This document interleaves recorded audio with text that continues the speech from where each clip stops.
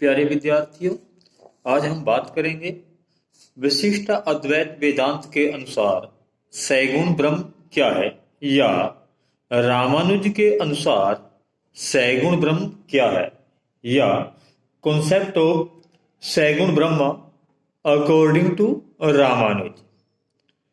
विशिष्ट अद्वैत वेदांत के प्रवर्तक रामानुज माने जाते हैं। रामानुज अपने दर्शन में ब्रह्म के सैगुण स्वरूप को स्वीकार करते हैं, अर्थात रामानुज के अनुसार ब्रह्म निर्गुण नहीं बल्कि सैगुण स्वरूप है।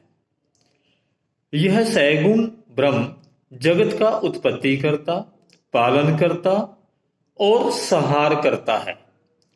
प्रलय के पश्चात जब भौतिक जगत का विनाश हो जाता है, उस समय जीव और प्रकृति ये दोनों तत्व इसी ब्रह्म में ही बीज रूप में निवास करते हैं, अर्थात प्रकृति और जीव दोनों परमार्थिक स्तर पर निवास करते हैं, उस ब्रह्म में ही विद्यमान होते हैं। रामानुज के अनुसार जीव का भौतिक शरीर उत्पत्ति एवं विनाश को प्राप्त होता है, जबकि जीव अर्थात आत्मा अपने वास्तविक स्वरूप में उसी प्रकार बनी रहती है। यहाँ पर रामानुज ब्रह्म के दो रूप स्वीकार करते हैं, जिन्हें कारण ब्रह्म और कार्य ब्रह्म के नाम से जाना जाता है। तो अब हम बात करते हैं कारण ब्रह्म के बारे में कि कारण ब्रह्म क्या है। जीव और प्रकृति से युक्त ब्रह्म को रामानुज कारण ब्रह्म के नाम से पुकारते हैं। नंबर 2, कार्य ब्रह्म। जब ब्रह्म अपने आप को इस भौतिक जगत में भौतिक विषयों के रूप में प्रकट करता है तो वह कार्य ब्रह्म कहलाता है। रामानुज के अनुसार ब्रह्म जीव और प्रकृति रूपी इन दोनों तत्वों से युक्त होते हुए भी एक ही है, लेकिन उसकी यह एकता भेद रहित नहीं है, अर्थात वहां पर भी भेद विद्यमान है। यहाँ पर वेदांत दार्शनिक इस भेद को 3 प्रकार का स्वीकार करते हैं। नंबर 1, विजातीय भेद। नंबर 2, सजातीय भेद। नंबर 3, स्वगत भेद। तो सबसे पहले हम बात करते हैं विजातीय भेद के बारे में।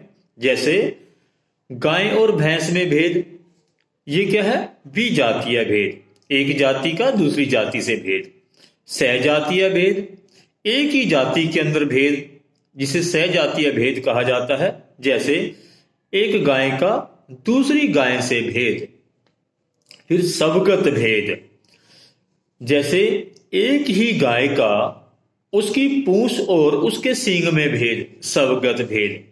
भी एक ही व्यक्ति के अंदर उसके अंगों में भेद, ये स्वगत भेद कहलाता है।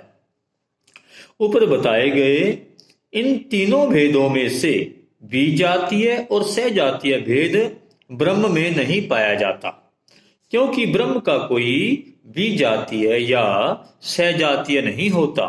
लेकिन रामानुज यहाँ पर ब्रह्म में स्वगत भेद को स्वीकार करते हैं, क्योंकि जीव और प्रकृति ब्रह्म में निवास करने के कारण ये दोनों ब्रह्म के अंग हैं।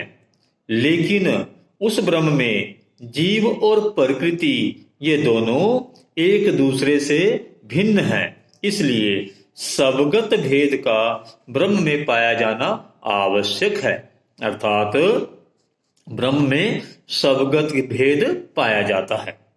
रामानुज कुछ तर्कों के आधार पर अपने इस सैगुण ब्रह्म के स्वरूप को सिद्ध करने का प्रयास करते हैं।